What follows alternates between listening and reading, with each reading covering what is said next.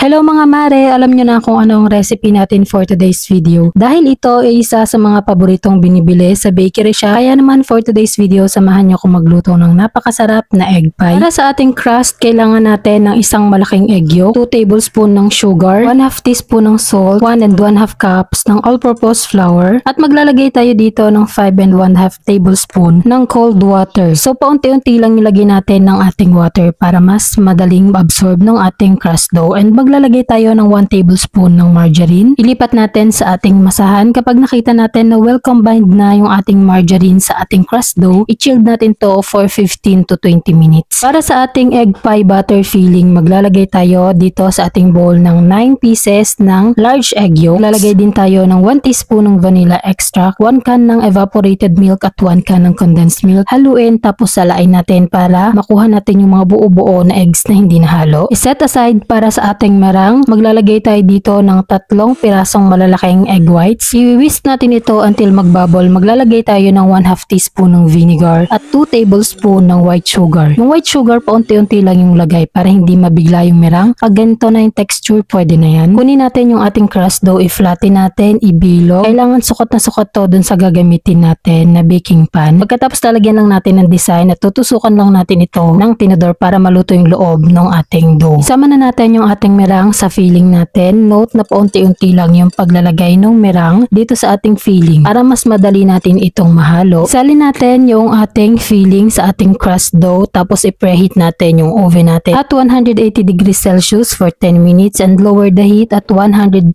degrees Celsius and bake for 35 to 45 minutes.